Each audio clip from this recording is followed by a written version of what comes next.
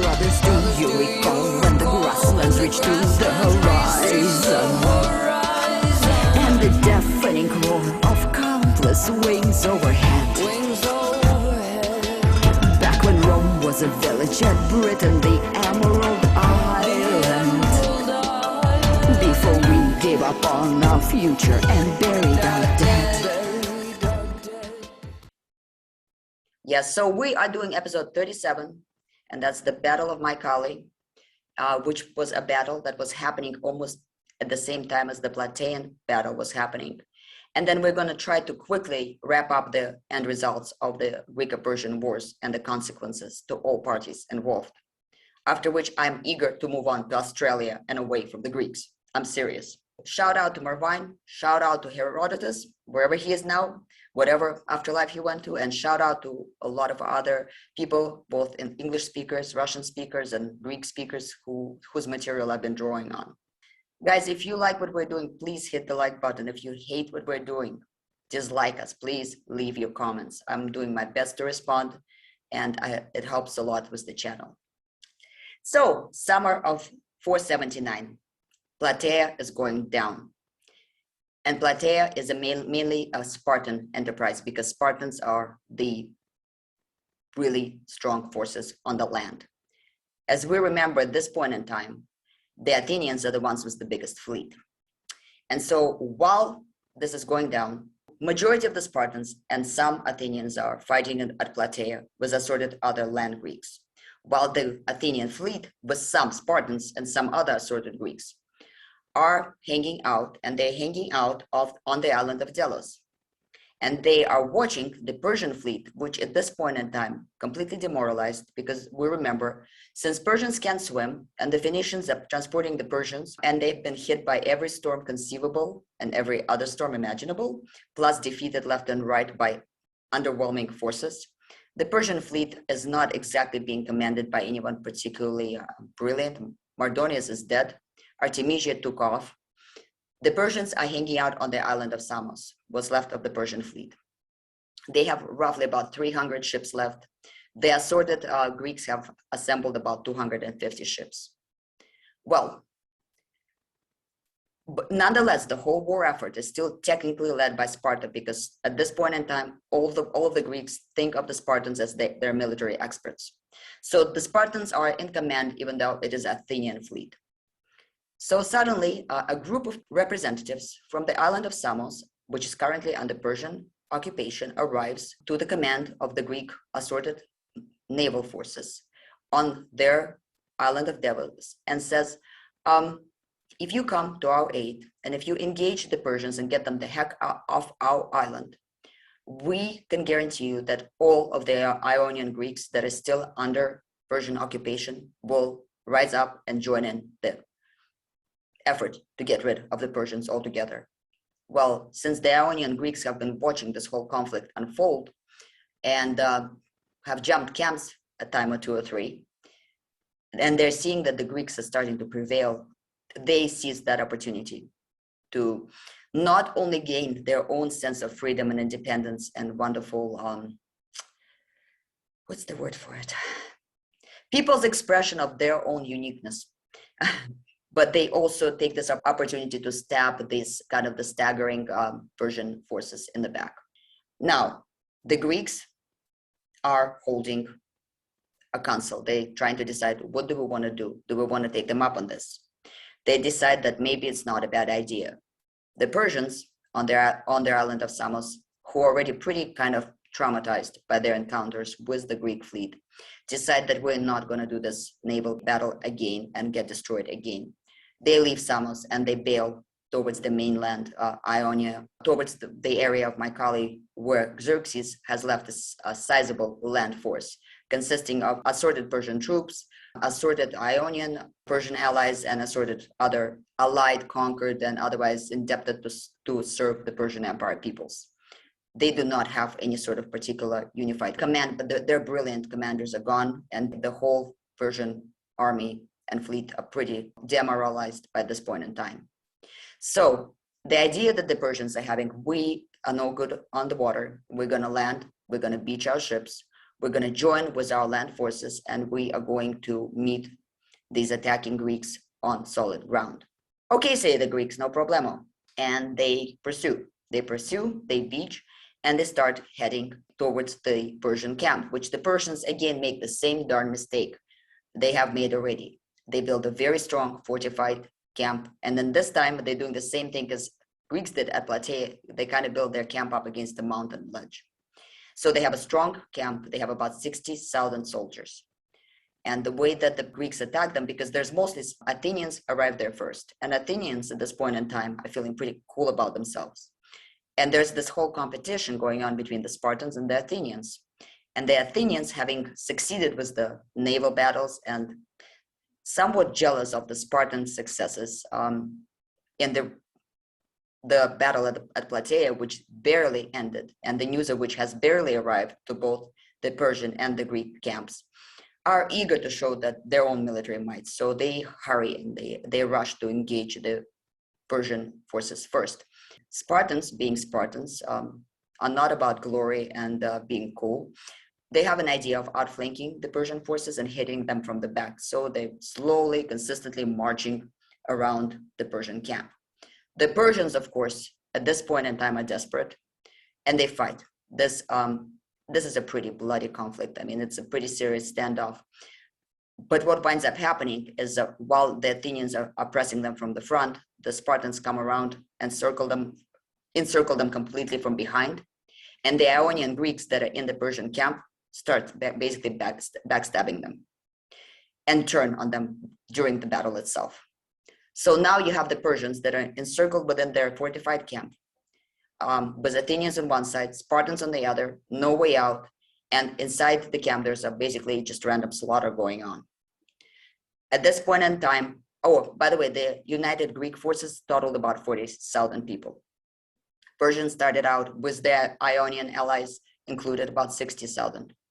So when all is said and done, out of the 60,000, we have about 20,000 Persians left roughly, who are trying to just get the heck out of there. They are trying to get over the mountains towards the city of Sardos, which is the city, the capital of that particular region of the satrapy, where this whole mess with the first Ionian revolt started in the first place. Well, their Ionian allies, whom they left behind to guard the mountain path, mountain passageways to escape, have heard that the tide of the battle has turned. And so they kindly guide their Persian allies right back into the battle. The Persian army is wiped out again. It is a complete and total victory for the Greek forces. Loot, party, rejoice, we won. So the Spartans, who have always practiced a somewhat isolationist policy, as we know, because they have all these suppressed helots back at home. They're not big on fighting on foreign turf. They do what needs to be done, but they think, okay, look, we beat the heck out of these Persians. They're not going to attack us again. Let's go home. We need to go home. This has been going on too long. But the Ionian Greeks, on the other hand, are not so sure. The Ionian Greeks know that Persia is not a little country, and it's not a little rocky outcrop like Greece, that the Persian Empire is a huge, huge, huge empire and a conglomerate of many peoples.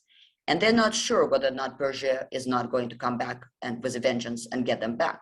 So the Ionian Greeks are basically arguing that the entire Greek effort should continue forward, and that they should create a buffer zone between the newly freed Ionian Greeks and whatever's left of the Persian satrapy towards Persia.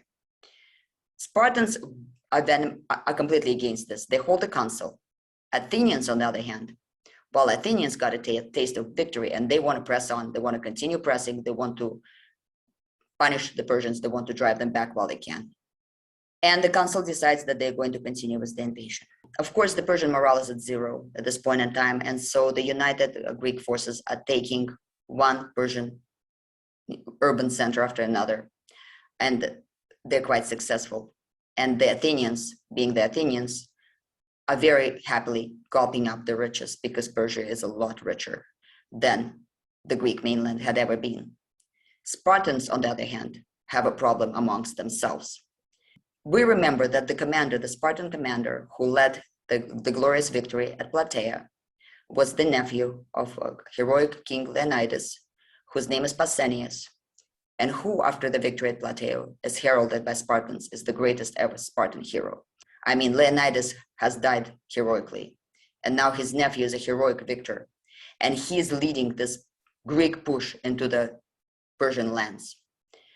And in his progress, he manages to take the city of Byzantium, the city that much later is going to come back and haunt the Western civilization and the Eastern Western civilization up until modern days. He takes Byzantium, and this Spartan, tough and solid, very sparse hero falls into the same trap that Alexander the Great is going to fall into a little bit later on. He falls in love with Persia, with Persian culture, with Persian way of life, with Persian luxury, with Persian appreciation, respect, and servitude. I wouldn't even say servitude, just the godlike, almost unearthly status of the Persian rulers. And when he takes Byzantium, he starts behaving, as Alexander will later on in his campaign, as if he was a Persian satrap. And he starts treating other Greeks as inferior. In other words, he establishes Spartan elitism, and he starts dressing Persian, talking Persian, walking Persian, and being Persian. Now the Spartans are split among themselves. Of course, there's the conservative party who is looking at this and going, this is madness. We have a Helot uprising back at home. We have taxes to deal with, whatever else. What are we doing in this foreign territory and this offensive war? We are defensive force. We were here to protect Greece. We're not here to do some invasion to some other continent somewhere. And the Spartan elders hold a council, and they decide that Pausanias is an absolute embarrassment and an aberration to the Spartan way of life. They issue him immediate orders to return back to Sparta. They extradite him back home, and they try this hero of the recent battle for crimes such as treason, such as tyranny, and generally conduct unbecoming of an officer. The trial, the court does acquit him, but he is more or less isolated and kind of shoved off to the side of the Spartan way of life. We will return to him right at the end of this episode and what happened to this man for the rest of his life. Meanwhile, the Athenians, who are at the helm of this invasion because Spartans are rather reluctant, are getting fatter and fatter and fatter and more swollen with gold and riches and other goods. And so back home in Athens, the Athenians are starting to fortify Athens. They start, to fortify their walls, to build military defenses, and generally militarize their overall infrastructure, and kind of gloat a lot, to the point where their neighbors, Corinth and Thebes, go to Spartans, who are still technically formally the commanding, entity within the general Greek Union, and they complain to the Spartans. They say, look, the Athenians need to do something about this. This is making us nervous. We're starting to feel like Persia, which is somewhere where there is no longer a threat, we're threatened by Athens. They are getting a little bit bigger than their breaches. Sparta tries to communicate this to Athens, and Athens tells them to go take a hike far, far away and butt out of their business. At the same time, after having recalled Pausanias, Spartans send a new commander to command the united Greek forces. Well, the united Greek forces don't want to obey this new Spartan commander. They don't know him. It's just some nobody from nowhere. And so Sparta, being extremely frustrated with the fact that they're wasting their times and their lives away from home, where any normal Spartan needs to be, to supervise this ongoing internal war with their own peoples, with the Helots. Spartans, who are seeing that this war is causing absolute moral devastation to their ranks, because if a brilliant and absolutely exemplary hero such as Pausanias could be so perverted, so corrupted by the Persian riches, we should probably get our young men the heck out of there now. Spartans were deeply offended by the fact that when all of the Greeks were in serious trouble, it was them, Spartans, who laid their lives down to protect the mainland Greece. And now they're being spurred. Spartans say, okay, y'all, we're going home. We're done with this. Athens, you want to be the leader? Be the leader. Ciao. And Spartans breathe a sigh of relief and withdraw from the war effort pretty much altogether. Aha goes Athens. We're victorious goes Athens. We're cool. Go ahead, Mac. Were you going to say something? No. Okay, I was just wondering if I missed something important. No, I was just giggling the way you phrased it, that's all. So Athens are inspired and Greeks are inspired. They are beating the heck out of these darn Persians. They press onwards. They get so bold as they try to liberate Egypt. I'm not so sure how much Egypt asked to be liberated at this point in time, but that's where their entire glorious role across the Persian territories ends, because that fails. At which point in time, Athens is now spectacularly rich. Athens is absolutely hailed by all the Greeks because they don't forgot that the Spartans were the ones who won the original defensive war, as people often do. What they remember is that right here, just now, Athens made us rich. Athens is rich. Athens were the ones who said we should be attacking. Athens made us feel good about ourselves. Hail Athens. Hail Athens, says Athens. Absolutely yay. And so, the Greeks at this point in time decide, okay, we've put enough effort into this. We're not progressing any further into the Persian territory. We're going to go ahead and finally sign a peace with Persia. And Persia has no choice but to sign the peace treaty with the peoples that they ruled for a long time, that they consider to be no one. In the process, of course, Persia loses the Macedonia, Thrace, and all the Ionian provinces and all the islands in the Aegean Sea. This is now solely Greek territory.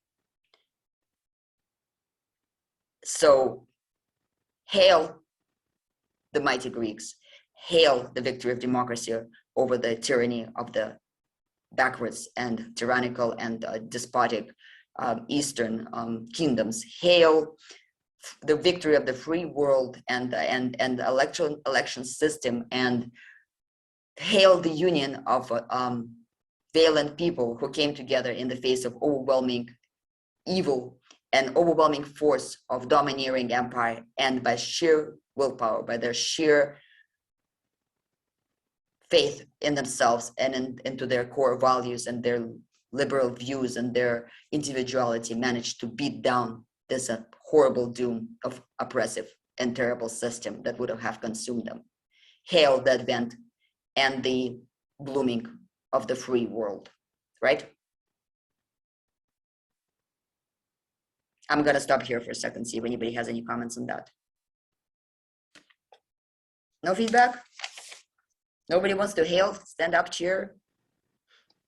And at what point did they start to colonize?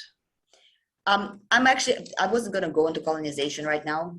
Okay. One thing that it's a great way to hail someone.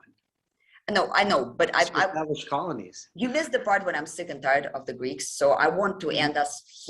I want to total up the outcome of the war for all parties involved, because that's the reason why I was just singing an ode to the victory of the little but independent and progressive Greeks against the evil Persian machine.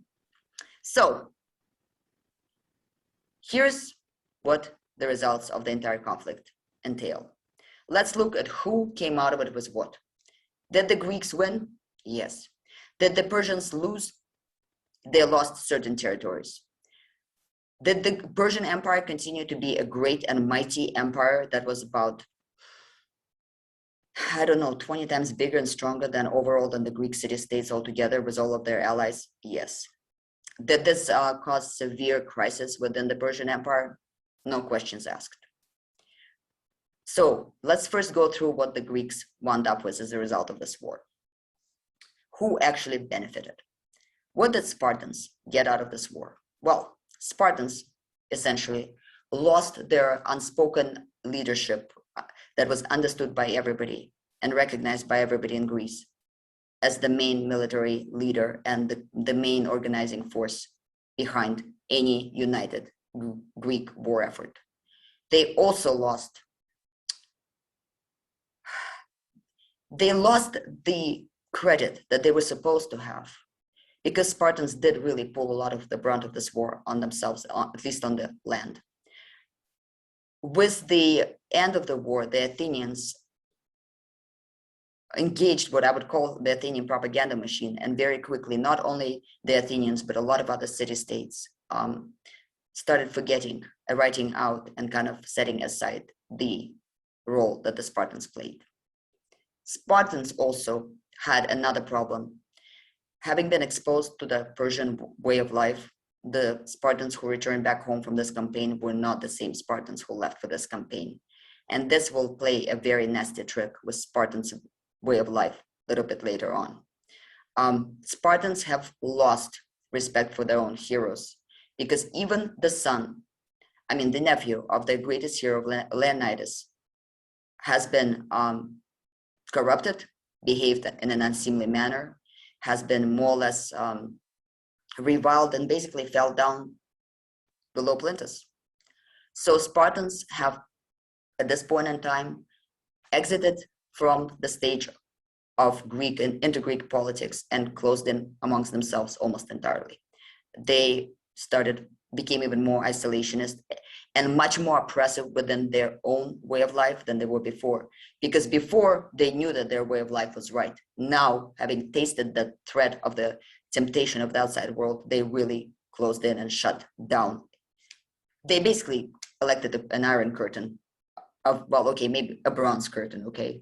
We'll call it that. Athens. What did Athens come out of this war with? Well, it was, at a first glance, Athens came out on top of the world, right? They're cool, they're super rich. All the other city-states are flocking to them like lackeys, like jackals, away from Sparta.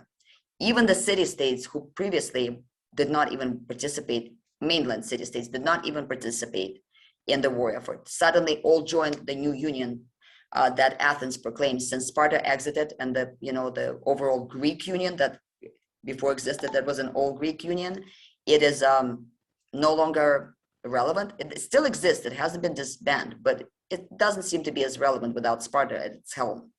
So Athens creates its own little union, and all the little city-states flock to Athens because Athens is Athens, and Athens is swelling and getting fatter and fatter and fuller of itself.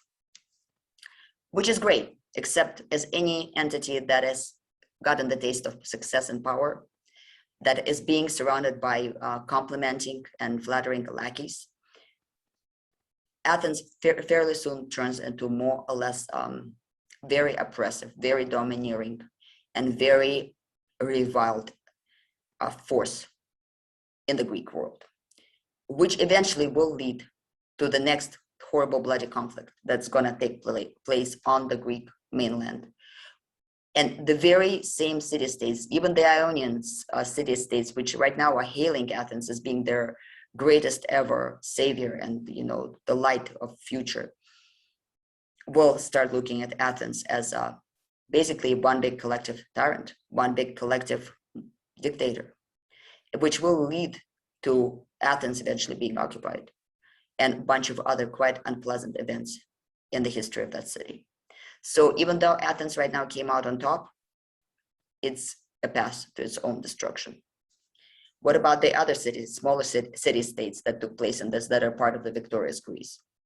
Well, right now they're happy. They've liberated themselves from the Persian yoke, which was so terrible, right? I think they collected 3 to 5% taxes, and occasionally sent somebody to request gifts for the king. Well, now there's Athens that is basically ruling them with an iron fist, that is deciding how and when they go to war, which is basically controlling the trade and pulling resources, and generally is acting like it's dealing with vassal states rather than independent and free and democratic individual entities.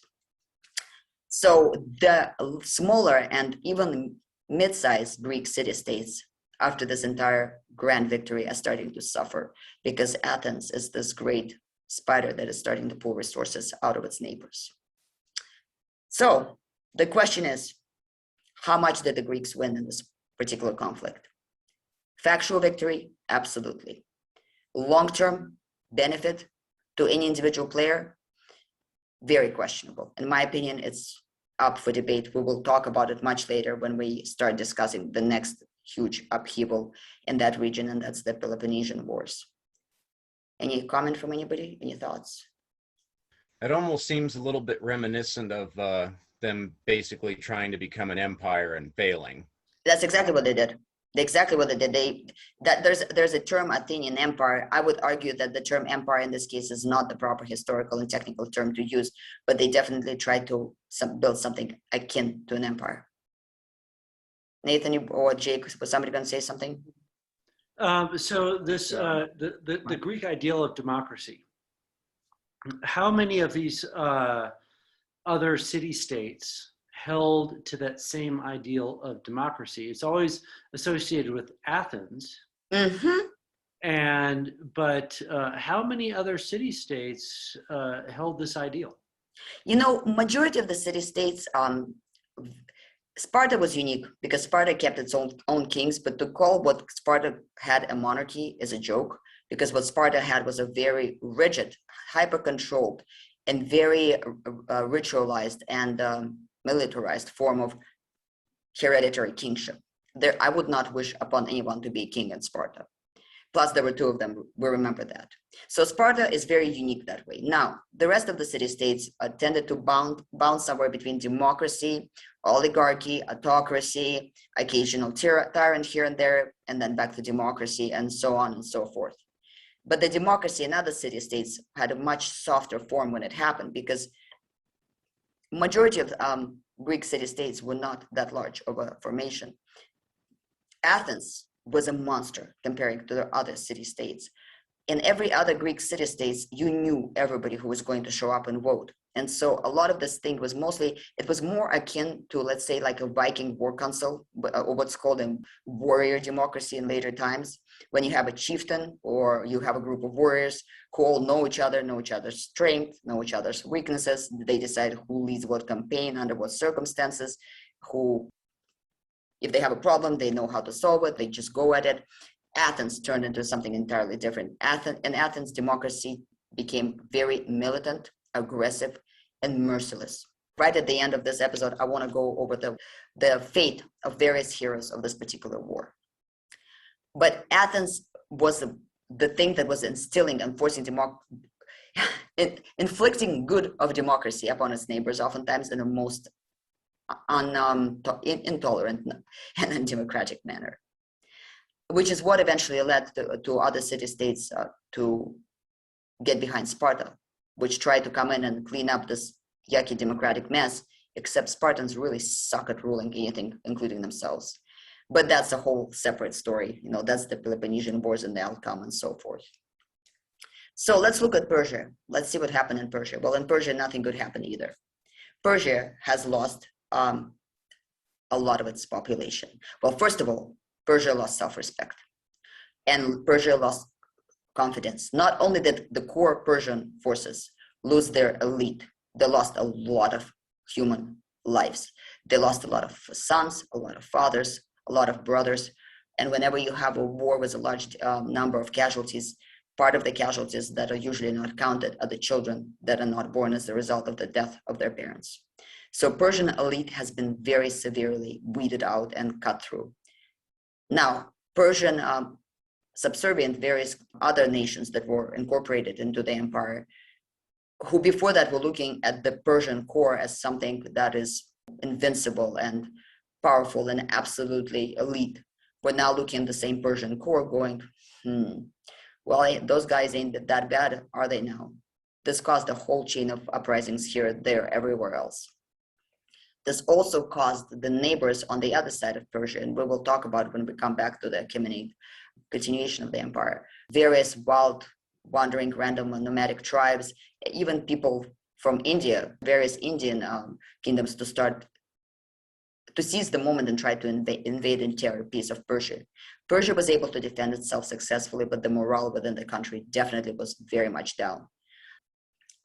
Persia has lost its momentum. Well, it's lost a lot of territory. Let's add that to the fact. They lost a lot of territory. The whole and they completely lost any control over the Aegean Sea. They lost their Ionian lands. They lost their Phoenician fleet. And I suspect strongly they lost the Phoenicians in a very kind of emotional sort of sense, because Herodotus recalls offerings that the victorious Greeks in different key cities after the victory at Mycale were giving to the gods and the temples of their gods, and they were sacrificing the Persian triremes. Well, what Herodotus describes, because he visited one of those sites and saw the ship with his own eyes, it is a Phoenician, not a Persian ship. I mean, Persians as such did not really have a fleet of their own per se. It's Phoenicians who lost their fleet. And I'm sure that was not something that makes you particularly loyal to your partner or eager to participate in their future endeavors. So there's definitely a reputation blow, there's a morale blow. There's a lot of very angry and very devastated families, especially in the upper ruling elite. And then the priests of the main religion, as we remember in Persia, is Zoroastrianism, and the Persian ruler, and that's a concept that exists throughout human civilization, that any ruler rules only because he has, Vikings called it charisma. It's that success, and it's a mandate from the gods. In other words, as long as the ruler is successful, that means that the gods, or God in this case, deities to be, are on the side of the ruler. Well, after this disaster, Xerxes, people started looking a little sideways at Xerxes. His reputation and his clout with his people, not just the allies, not just the warrior class, but also and primarily was the priesthood, started kind of getting a little shaky. His throne started shaking under him.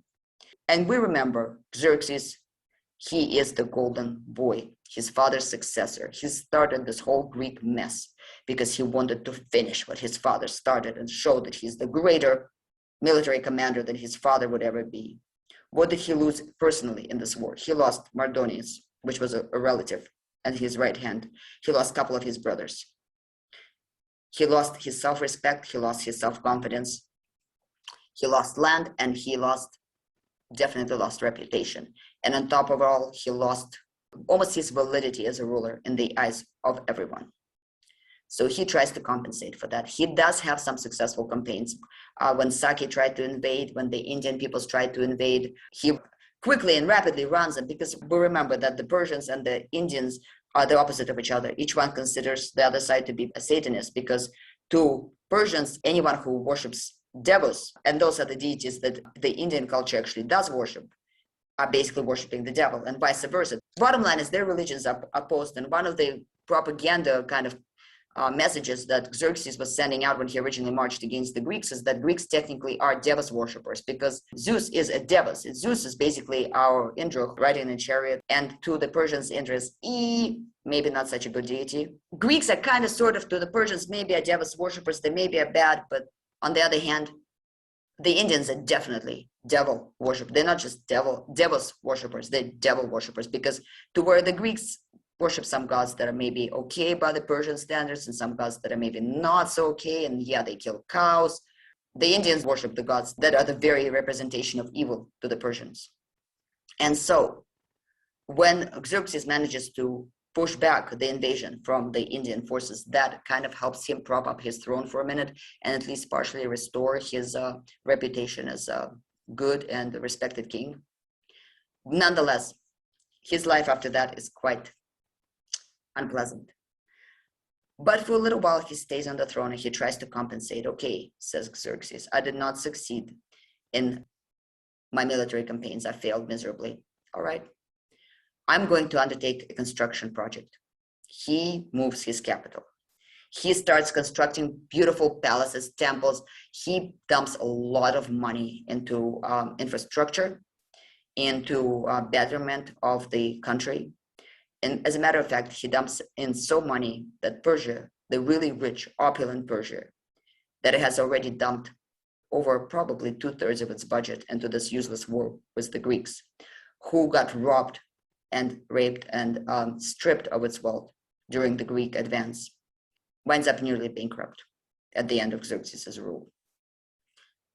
And it's not because he's squandering away the money on his own self. He's just trying to overcompensate for his military failures.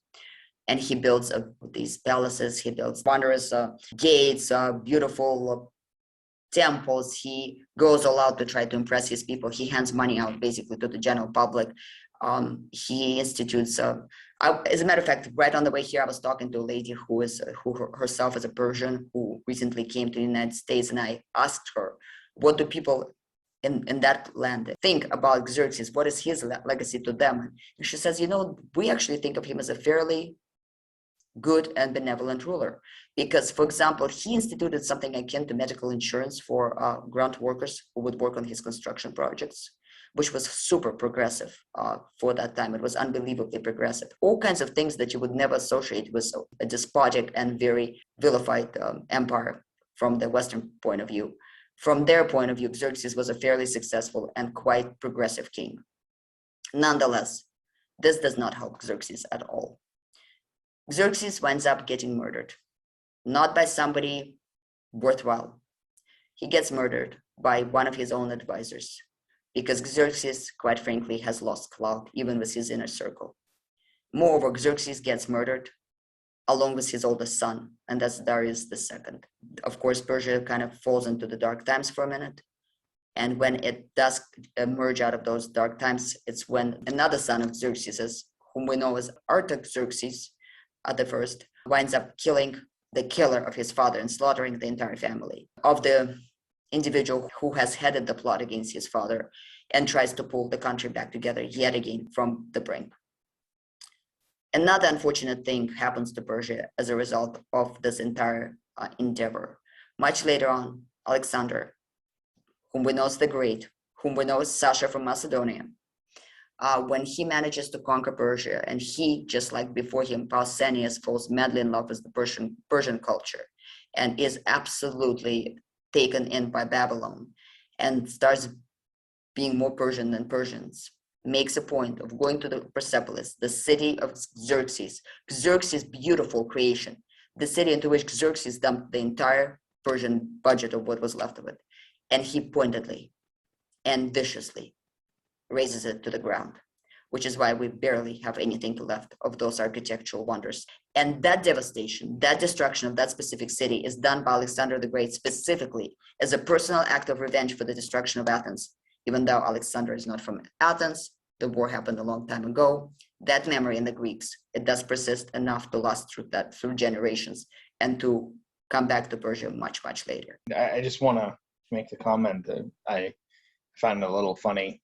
You were talking about Alexander coming a lot later, but in the grand scheme of things, it was only roughly 150 years. So right, it's not, right. it's not a huge time difference. Not at all. I think that's one of the things, at least in my mind, that Persia lost was, a lot like Great Britain after we won the Revolutionary War. It's, Persia was kind of the superpower of the time, and they got just punched in the face. And I think it like you said, it opened a lot of floodgates to a lot of other neighboring countries. Well, yeah, and Xerxes wound up, he was 54 years old when he died. He spent about 20 years total on the throne, and he spent majority of that time trying to scrape back together the country that started falling apart at the seams. And he did not have a very good time. And certainly that young, and when I say young, 30 years old back then was not young, but he was, what he reminds me of in a way, in a personality. When Alexander I came to the throne, he of course wanted to outdo his father, and he wanted to be the commander, and he lost to Napoleon catastrophically. As a matter of fact, his own troops would beg him to please get the heck off the battlefield, and wound up kind of sitting quiet. But Alexander I, and I'm talking about the Russian Tsar, not Alexander the Great, was smart enough to actually listen to his advisors, and even though it hurt his feelings, get the heck off the battlefield and deal with the bureaucratic stuff, which he was better at. Xerxes also seemed to be much better at bureaucratic stuff than he was at any sort of military conquest, but he really, really wanted to be a hero. And a lot of them back then really did want to leave this legacy as a great general, great military leader, great warrior. Xerxes probably would have been better off had he never ventured out and had he sent somebody else to do that job for him. But he got killed. His oldest son got killed. He spent his entire time basically trying to, I don't know, I think he was trying to repair his own psyche and kind of prove not so much just to other people as to himself that he was a good king, a great king, that okay, I failed at war, maybe I can do something right here. But in the end, ultimately, I would say that he overall failed, because glory, no glory, success, not so much. Did he multiply the empire? Not really. Was he respected by his immediate peers and people around him? Not exactly. And he died not a very pleasant and quite unfortunate death. And he left the empire in shambles right as it was when his own father first came to the throne. Now, of the Greek heroes of this war, the great names that we have talked about throughout this lengthy conversation. What happened of them? Well, of course, Leonidas. Leonidas was the only hero of the Persian Wars. Of course, he died early on. He died blatantly, obviously, in a way that nobody could even question his motives or his death. He was the only one who was actually honored by Greeks in general, and we all have heard about the memorial that was placed where him and the 300 Spartans died, saying that any of you who's passing, and I'm paraphrasing, who is passing by here, to have a moment of silence, remember us who gave our lives. And if you happen to come by our homes back in Laconia, bring our memories back to our peoples.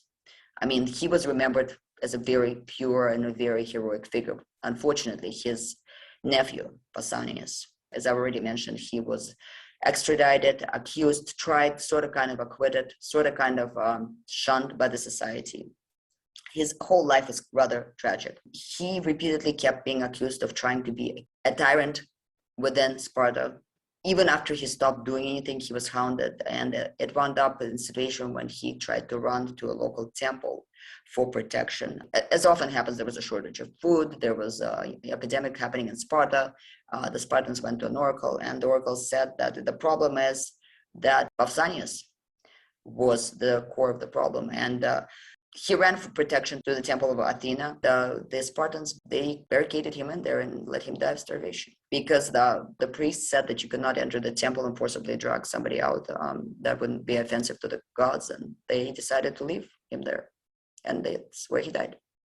They just basically blocked off the temple, filled in all the exits, and left him to himself, and that's the great hero of the Battle of Plataea. Themistocles. We remember Themistocles, the guy who organized the whole Athenian fleet, who allowed the rise of Athens in the future, who orchestrated the victory at Salamis. We all remember that shortly after that victory, because he got a chariot from the Spartans, and kind of was proud of himself. And in Athens in general, you don't be too successful in Athens, nothing good will come of it. He was ostracized. He was thrown out of Athens. He wound up meandering here and there, and he wound up at the court of the Persian king, and never saw his homeland again, and was not very happy with his compatriots. And he wound up never coming home. He had no further career. And the sad part, when the whole war was happening, when a conflict again rose up between the Greeks and the Persians, rumor says that rather than actually raise his hand against his fellow Greeks, he committed suicide. Most likely I personally think that's a legend. I'm guessing that he just quietly lived as an immigrant in exile. Bottom line is, his brilliance was of no use to anyone back home, and he wound up being the advisor of the very enemy that he defeated. Miltiades, he was accused, fined a large amount of money, and kicked out of politics altogether. And so the only person whose life turned out to be very good from all the great commanders we know on the Greek side, who succeeded and was remembered and lived honored and respected till very old age and died honored and respected, was, remember who? Aristide, Themistocles' personal frenemy. The guy who rode on that ship for the peasant who wanted to ostracize him a long time ago. The guy whom Themistocles brought back when Athens was facing the first wave of the first wave of the second war of the Persian invasion. Aristides, who replaced Themistocles after the victory at Salamis. Aristides was the one who wound up ruling for a long time, was very much respected, and died with the nickname Aristides or Aristides the Fair. The rest of the Greek heroes, were not exactly particularly favored by their very people.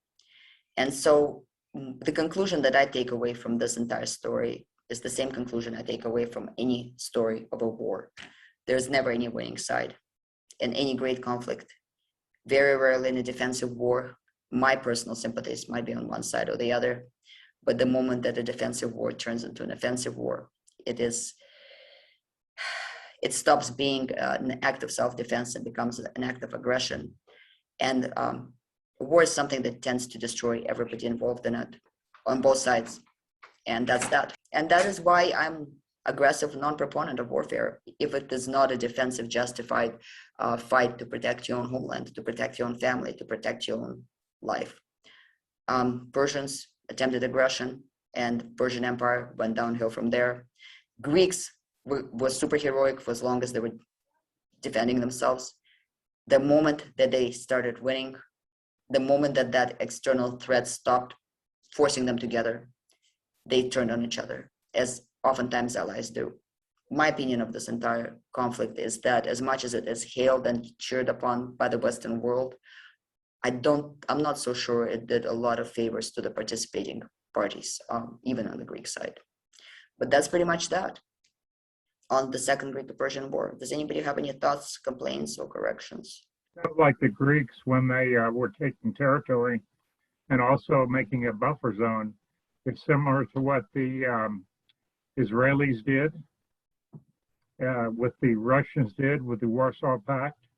And everybody else and their dog, yep, throughout history. To keep, so you don't have to go to war, or at least you get more time, not be much time before the IOH, imminent outbreak of hostilities. Right, but the problem is that the Greeks went beyond the buffer zone. That's the thing. They didn't stop at the buffer zone because Athenians got a taste for blood, they got a taste for gold, and they pushed beyond that buffer zone. And I think that's when the Greeks went way too far. I think that's when the Greeks overexpended themselves and broke up their unity. That's when they started to rob, rape, and pillage. Yep, pretty much. Basically what was just said, instead of just holding a good line, having a good protective barrier or whatever to protect your own self, it's like, oh, let's go and push it farther and loot and pillage because we can take these people's land and money, and then you get burned out and they don't win, you don't win, collapses, happens over and over and over. It's a never-ending cycle. I absolutely agree. I think it's quite an unfortunate cycle that humanity seems to never have learned from. Okay, unless somebody else has any comments, Nathan, can you demonstrate the lovely works of art that? Just briefly here. What I really appreciate about your podcasts is that you're so willing to go into the what I would call the psychology of empire. And that is so seldom explored, and that you introduce the psychology of not just what the rulers, the leaders, the generals, the big players, what they introduce, but also the people themselves and their reaction to it, and their support or non-support of what's going on. And it's the psychology, and it's hugely important. It's not just the X's and O's of a chess game, so to speak. This battle did this, this battle did that.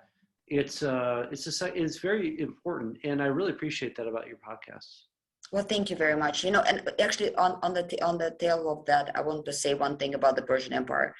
This whole war is oftentimes hailed as a victory of free, thinking individual, democratic peoples against evil, oppressive conglomerate of I don't know, whatever you want to pick a name, any negative name.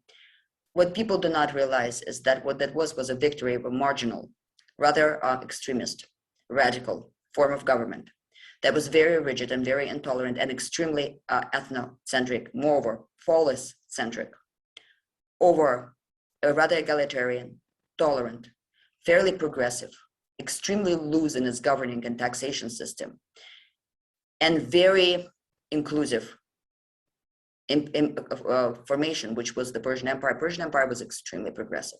Unlike the Assyrians, unlike others before them, Persian Empire did not enforce their religion on their peoples. Persian Empire was very tolerant of people's, remember the beginning of the war when the Persians, when the same commander later on, Mardonius, when he took the Ionian city-states after punishing the biggest players as far as the rebels go, he allowed them to keep their democracy.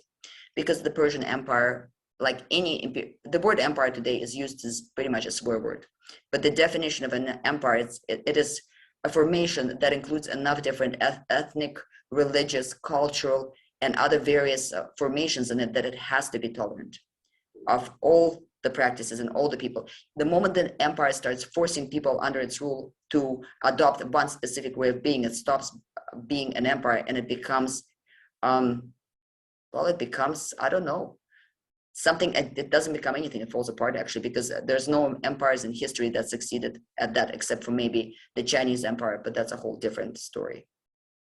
Nathan has something that he prepared for this episode at my request that's really awesome and unique and cool.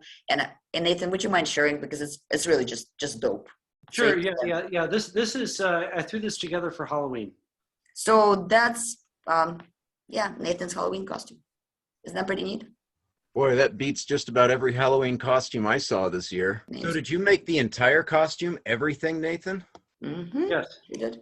At the last minute, I needed a shield, and so I got a plow disc. You're talking about those discs that you use when you're farming? Yep.